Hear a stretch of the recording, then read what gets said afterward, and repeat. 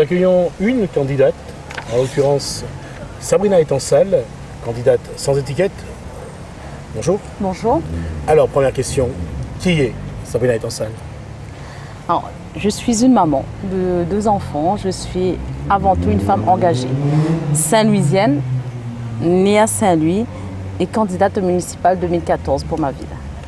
Qu'est-ce qui motive cette candidature pour ces municipales 2014 justement à Saint-Louis? Alors, ce qui me motive aujourd'hui, c'est ma fierté saint-louisienne. J'ai envie de porter cette ville qui pour moi doit être gérée comme une entreprise et je suis animée par cette passion que j'ai pour ma ville. Ensuite, j'ai aussi vécu longtemps dans le monde associatif. J'ai combattu pour les femmes victimes de violences. Aujourd'hui, je suis portée par toute une génération. Et c'est vrai, oui, je suis là, je viens pour dire stop. Stop au nom des Saint-Louisiens et des Riviérois. Alors, vous avez connu l'équipe de Claude Doireau, vous avez connu l'équipe de Cyril Caro. Quel bilan faites-vous de la mandature qui se termine? Un seul mot, un bilan catastrophique. Pourquoi? Ou qu'est-ce qui est catastrophique? Qu'est-ce qui est catastrophique? Tout est catastrophique. Aujourd'hui, nous sommes premiers dans tout. Dans la ville la plus sale, la ville où il y a le plus d'impôts, où l'insécurité règne, enfin, tout va mal. Et là, dans ce bilan-là, qu'est-ce que sont les éléments sur l'emploi, sur le logement, sur l'attractivité économique, sur Saint-Louis?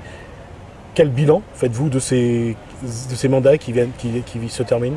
En fait, aujourd'hui, en termes de bilan, il n'y a pas eu d'évolution de la ville. C'est l'image même de notre ville qui a été ternie, qui a été salie.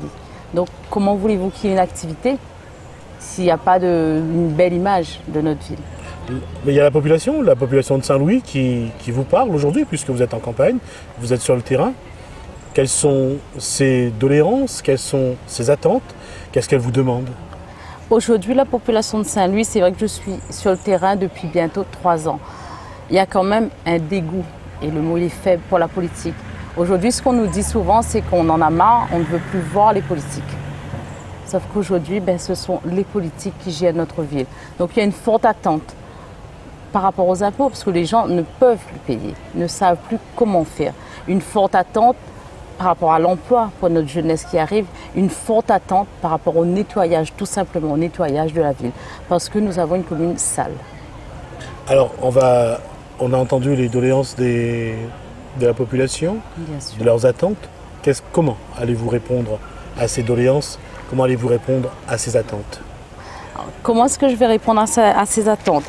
Alors, bien sûr, il faut commencer par un bout. Il y a tellement d'attentes à Saint-Louis. Donc, dans un premier temps, nous allons, lorsque nous serons en mairie, demander un audit afin de faire un point sur la situation de Saint-Louis. Parce que je pense qu'il est important, avant de lancer des actions, de positionner, de voir ce qui va, ce qui ne va pas, et surtout la situation réelle financière de Saint-Louis. Ensuite, orienter nos actions. Vous craignez une mise sous tutelle de cette commune en avril, par exemple? Si ça continue, c'est ce qui va arriver. C'est ce qui va arriver avec un budget de fonctionnement qui n'arrête pas d'augmenter, qui va encore augmenter parce qu'il y a eu encore des embauches. Oui, ça risque d'arriver. Comment allez-vous faire si demain vous êtes aux affaires? Est-ce que vous allez embaucher? Est-ce que vous allez faire des économies d'échelle sur le rythme de vie des élus, sur le parc automobile, sur l'utilisation du matériel? Comment allez-vous articuler tout ça pour faire des économies et pour ne pas embaucher, bien sûr? Aujourd'hui, je crois qu'il est important, bien sûr, de réduire les dépenses. Réduire les dépenses, ça passe par les suppressions des voitures de fonction. Quand on n'a pas d'argent, on n'a pas de voiture.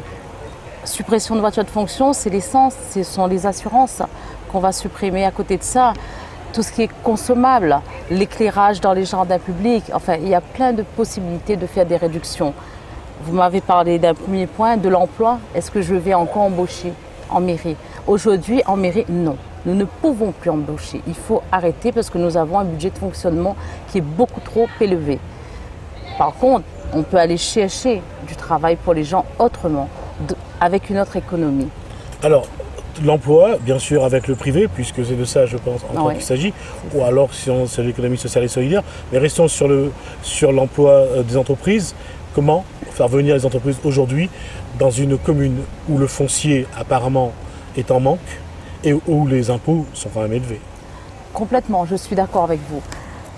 Il y a un premier travail à faire par rapport à la ville, c'est l'image de Saint-Louis. Nous sommes sur une campagne où il faut vraiment travailler, c'est un changement de mentalité. C'est l'image de notre ville qu'on doit d'abord changer pour faire venir de nouvelles personnes et de nouvelles entreprises.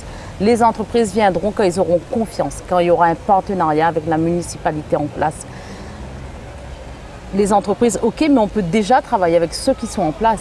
Les entreprises existantes, comment les emmener plus de clients, comment donner envie aux Saint-Louisiens et aux Riviérois d'être chez nous. On va faire la petite parenthèse, là vous faites allusion au Small Business Act, l'allotissement, donner une partie de la commande publique aux artisans, aux petites entreprises de Saint-Louis, je pense que c'est ça vous faites allusion. Complètement. C'est vrai que moi je suis du principe que les petites entreprises, les artisans, ce sont ceux qui font tourner l'économie d'un pays et d'une ville.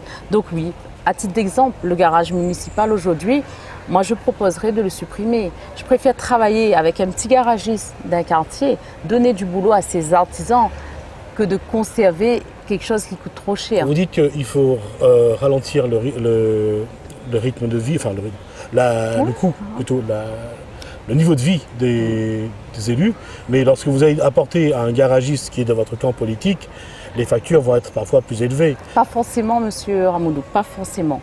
Ça, c'est l'ancienne méthode. Ce sont les anciennes méthodes. On fait campagne, on achète les gens. On a toujours tendance à laisser un petit peu plus aux copains. Non.